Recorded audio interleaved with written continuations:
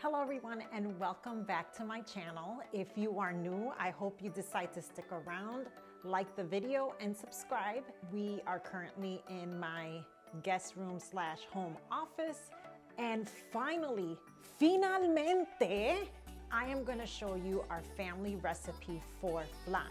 And I'm gonna show you how to do it two ways, the traditional way and the dairy-free way. I'm looking out for my people that have lactose intolerance, okay? We cannot discriminate, we cannot block the joy that is experienced in Puerto Rican flavors because somebody gets a little bit tooty when they are taking in some milk.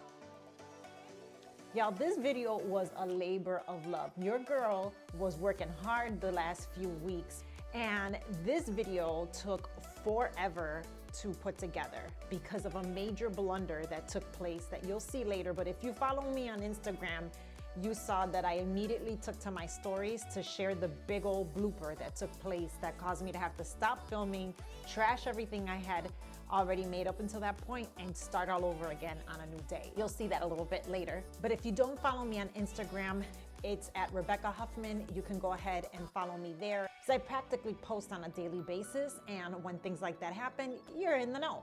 Also, the last few weeks have just been super busy for my family. We had a couple of COVID scares in our family, and I was interviewed by NBCLX on Puerto Rican food that you can find around the Thanksgiving table. I'll be sure to link that segment down below. I start around the 2-minute 45-second range if you want to skip on ahead to that, but the other two stories of the Indian and Jamaican cultural foods that take place during Thanksgiving is pretty cool too. Anyways, without further ado, here is my family recipe for flan, which will come in handy for the holiday season. Y'all need this flan in your life. Just saying.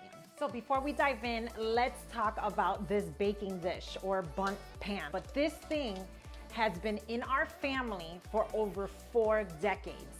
My mom gave this to me. She has about 4 or 5 of them. Está bien viejo, it's very old. So I'm gonna be teaching you all how to make this flan using this, but traditionally what is done is you make the caramel in a little saucepan like this, and you transfer it to your desired baking dish. And so I've seen this done in glass trays like this. I've even seen them done in these non-stick bundt cake. I just like to do this the way that my family has always done that, and it's directly inside this very old but reliable baking tray.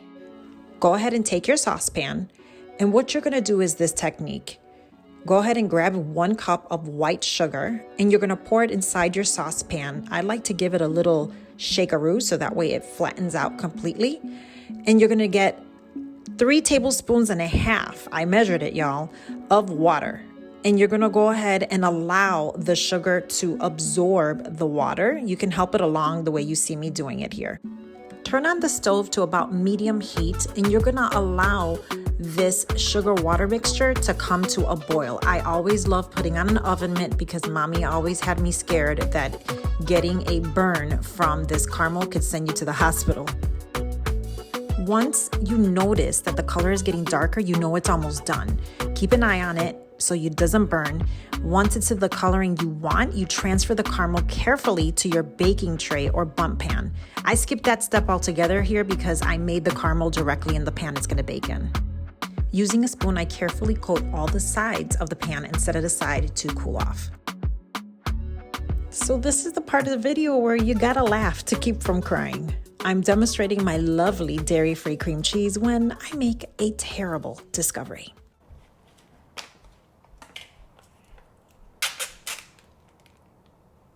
Oh God.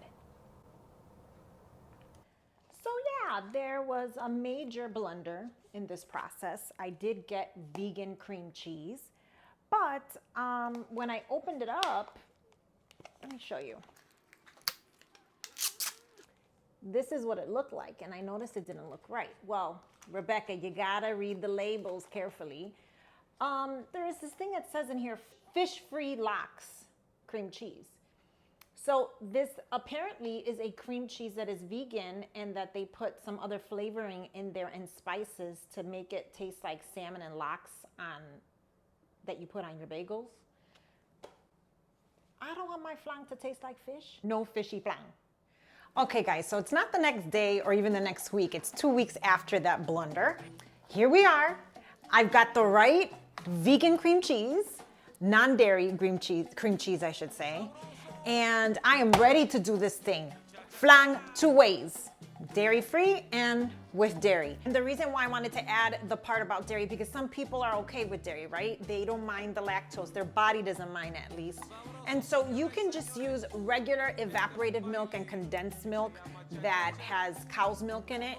But for today's recipe, since it's a little bit different doing it dairy-free, we're gonna focus it with the products that are dairy-free. Now, I did Google and did some research on whether or not if you use real eggs, if it would still be considered dairy-free. And according to the internet, according to Google, it says that egg is actually a protein and not a dairy product. So for those of you who are vegans, this definitely wouldn't be a recipe for you simply because I do use eggs, but it is dairy-free the way that we're about to make it. So my caramel, I went ahead and made it again right there. It's cooling off and hardening onto our bump pan that I'm using. Let me bring the camera down a little bit more. I always start off with eggs simply because, so I'm gonna take my 5 eggs and I'm gonna crack them inside a bowl first to see if I get any shells, because that's the worst when a shell slips into your recipe. This is just a regular Ninja blender.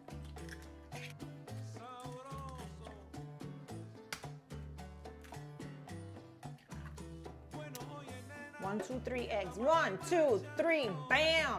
Now, 2 more eggs. We're gonna use a total of 5 eggs in this recipe. If you use 1 less egg, the texture of the flan becomes more like creme brulee, I would say. And if you use more eggs, then it just, I don't know, I think it doesn't taste right. And it makes the texture of the flan harder when you use more eggs. So 5 I have found to be the right mix. But like I said, if depending on how you like texture, you can put 1 more egg or 1 less egg.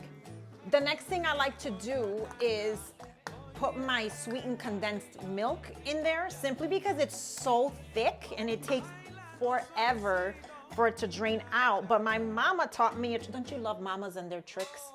Their little hacks. They are the originators of hacks, right? So here is my dairy-free, mira, it's coconut milk based, okay? So this is my dairy-free sweetened condensed milk. So this is what mommy taught me, to just take it y déjalo ahí. Let gravity do its thing and bring down that yummy, delicious syrup, if you will. Next, I'm gonna put some vanilla extract. Now, some people love putting almond extract in there too. You can certainly do that. Every family has their preference. I'm gonna go ahead and put about a tablespoon of vanilla extract. Now I'm gonna go ahead and pour in my evaporated milk, but I gotta open the can up first. You know what? I'm gonna wait until this sweetened condensed milk does its thing and move on to talking to you about the cream cheese. So this cream cheese brand is called Kite Hill. Many of you on Instagram, when I put out the call saying, I made a mistake on my flan recipe and I got the wrong type of dairy-free cream cheese, many of you recommended to me on Instagram this brand of Kite Hill. It was a little bit pricey, I'm not gonna lie, but 1 container contains the exact same amount of ounces that you get in a brick of cream cheese, of regular dairy cream cheese. So if you're gonna make this with dairy, then you can use a block of cream cheese. You're gonna use 2. So that's why I have 2 of these that I'm gonna put into my recipe. Let me check on my condensed milk to see if everything's out. Let's go ahead and put our evaporated coconut-based milk and our cream cheese that happens to be dairy-free. Ahí vamos. Ooh, that one came right out, wow. I think we're good. Why do I feel like I'm missing something? This is where I call my mom and double check with her. Okay, so I consulted with the boss lady, my mommy, and she says it's all good, ready to go. I got all the ingredients, you know, but sometimes you doubt yourself and you wanna check with the experts. So we're gonna go ahead and just blend this all thoroughly as soon as I turn it on.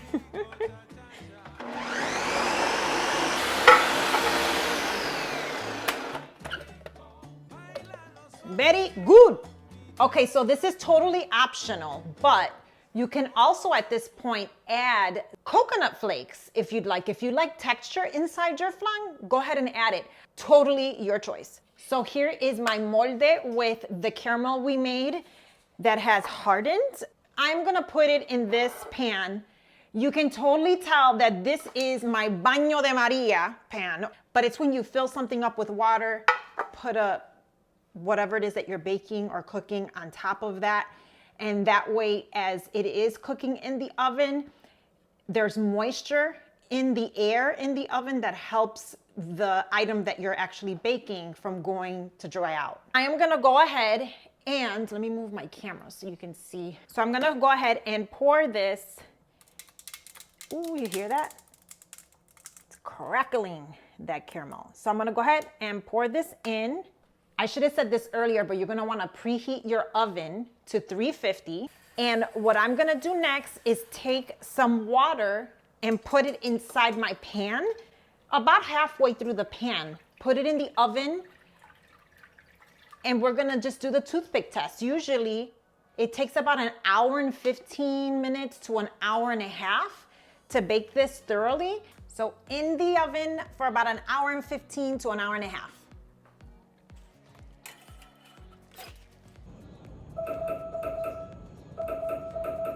Time to check on the flan.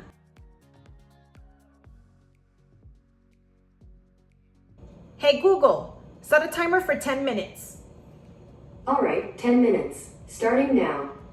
The 10 minutes have passed. I've taken it out of the oven and I am gonna let it cool off for a little bit, but put it in the refrigerator for a few hours, and then we'll flip it and see how it tastes. Okay, so it is the next day. You can totally refrigerate this overnight, but a minimum of 3 or 4 hours in order to completely cool the flan off. This is the moment of truth. I know that it tastes good, but I skimmed a little bit off the top and took a taste, and it's delicious. Now we get to see if it looks good.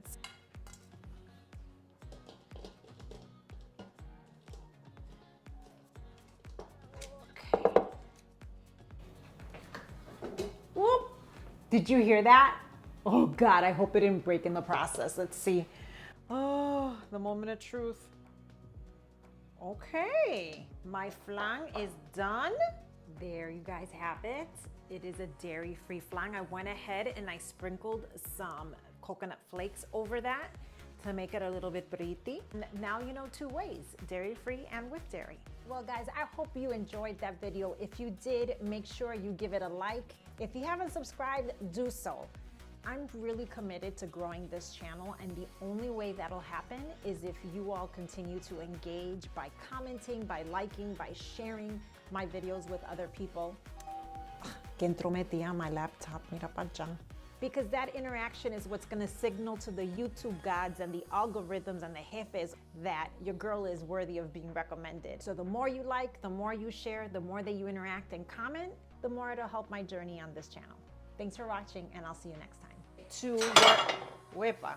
This thing is right on an artery. I bet you can hear my heartbeat. Boom, boom, boom, boom, boom, boom. What do you need? Go get your backpack. Take it upstairs. It's okay. Do your thing, honey. Siempre interrumpiendo. I wonder if this is working right. It's so close to my neck. It's like rubbing on my neck. Come on.